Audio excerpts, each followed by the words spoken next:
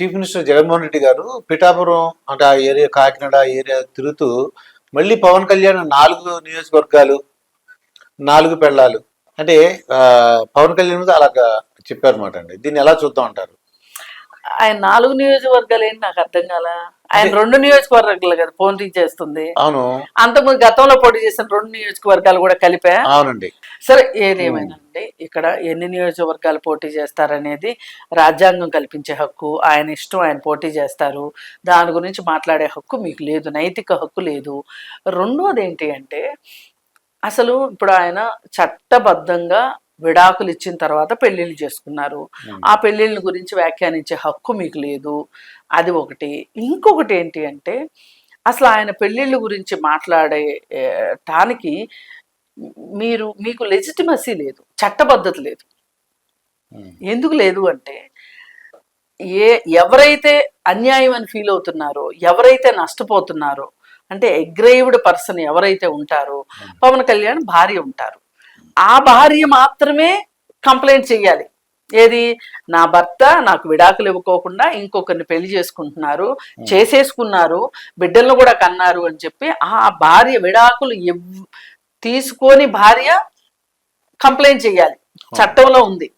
ఇప్పుడు ఒక కూతురికి విడాకులు ఇవ్వకోకుండా, ఒక అమ్మాయికి విడాకులు ఇవ్వకోకుండా ఒక భర్త ఇంకో పెళ్లి చేసుకున్నారనుకోండి, ఆమె తరఫున ఆమె తండ్రి కూడా కంప్లైంట్ చేయడానికి లేదు, ఆమె మాత్రమే కంప్లైంట్ చేయాలి.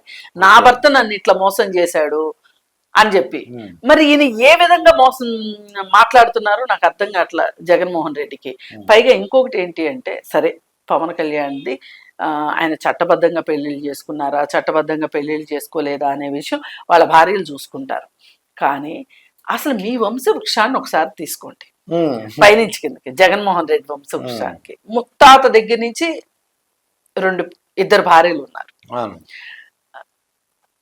ఈ 2 భార్యలు ఉన్నది అలా అలా అలా పైనుంచి కిందకు చూసుకుంటా వస్తే గనక, ఇప్పుడు ఈ అవినాష్ రెడ్డి అనే అతను ఎవరైతే ఉన్నారో, వైఎస్ రాజశేఖర్ రెడ్డి నాయనమ్మ కాకుండా వాళ్ళ తాత ఇంకొక ఆమెను పెళ్లి చేసుకుంటే అతని ద్వారా వచ్చిన సంతానానికి సంబంధించిన వాడు అవినాష్ రెడ్డి. మరి అలాంటప్పుడు మీ తాత అలా పెళ్లిళ్ళు చేసుకున్నప్పుడు, మీ ముత్తాత దగ్గర నుంచి అసలు మీ వంశవృక్షం మొత్తమే అలా ఉన్న పరిస్థితుల్లో మీరెట్లా ఇలా మాట్లాడతారు? అంటే ఆయన తెలియదు ఏంటి, ఎందుకు తెలియదండి? నిన్నగా మొన్న సినిమాలో కూడా, వివేకం సినిమాలో కూడా వచ్చింది. అసలు అక్కడ దాకా ఎందుకండి, మనం ఇంకో మాట మాట్లాడుకుందాం. ఇప్పుడు వివేకానంద రెడ్డి గారు చేసిన పని ఏంటి? ఆయనకు భార్య ఉంది కదా. ఇప్పుడు చనిపోయినంత మాత్రాన వాళ్ళు చేసిన తప్పులన్నీ ఒప్పులైపోవు, చెడంతా మంచి అయిపోదు కదా. మరి ఆయన ఎందుకు ఇంకో పెళ్లి చేసుకున్నారు? వీళ్ళు అంటుంటారు రెండో భార్య ఉంది, అవును ఉన్నది. ఆ వీడియోలు కూడా ఇప్పుడు రిలీజ్ చేశారు.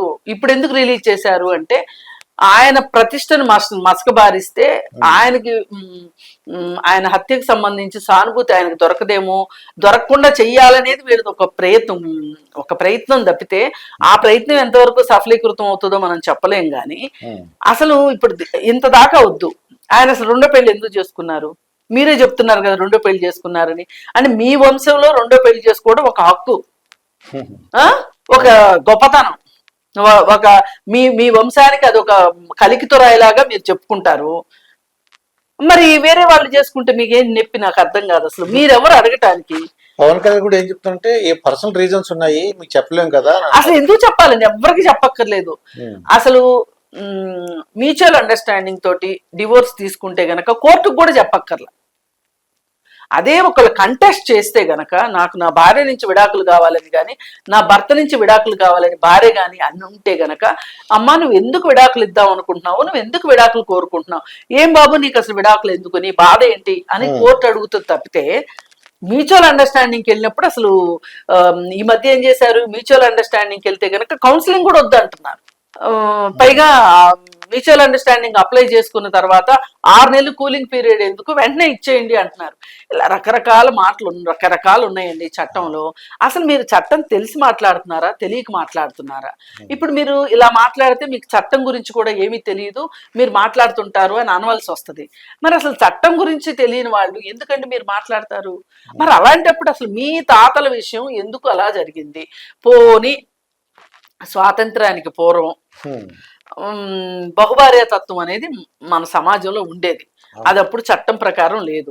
ఆ తరువాత మనకి చట్టం ప్రకారం బహుభార్య తత్వం కుదరదు, బైగమీ కేసులు పెడతారు కాబట్టి బహుభార్య తత్వం అనేది తప్పు కాబట్టి మీరు ఒక పెళ్లి చేసుకుంటే గనక ఆ బంధంలోనే ఉండాలి.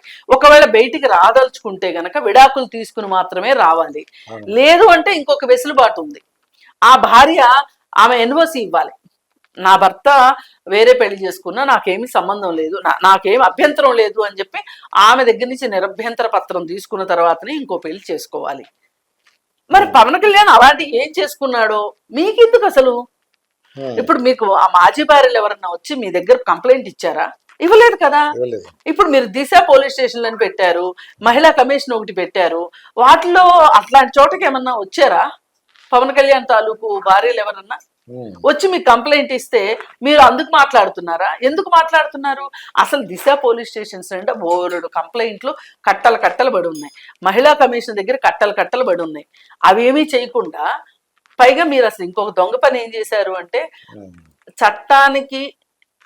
చట్ట పరిధిలోకి రాని విషయాల్ని చట్టంలో పెట్టి దిశ చట్టం అని ఒకటి చేశారు. ఆ దిశ చట్టంలో ఇంతవరకు ఒక కేసు మీరు నిందితుడికి శిక్ష వేయాల. ఎందుకంటే దానికి చట్టబద్ధత లేదు. అంటే మీరు ఆర్భాటాలకే మీరు ముందుంటారు, హోర్డింగ్లు పెట్టుకుంటానికే మీరు ముందుంటారు తప్పితే వాస్తవ రూపంలో అవి పనికొచ్చే పనులు కాదు, చిత్తు కాగితాలతో సమానం.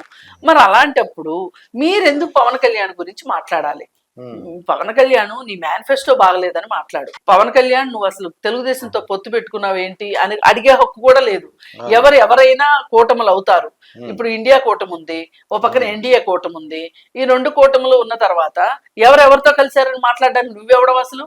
నీ పార్టీలో నువ్వేం ఫాలో అవ్వాలనుకుంటున్నావో నీ పార్టీ ప్రకారం నువ్వు ఉండాలి. ఏ రకంగా చూసినా ఒక అపరిపక్వ మేధావిలాగా ఉంటాడు తప్పితే జగన్మోహన్ రెడ్డి ప్రకటిత మేధావి, అపరిపక్వత మెదడు. అతని గురించి ఇంతకంటే మాట్లాడడానికి టైం వేస్ట్ అండి.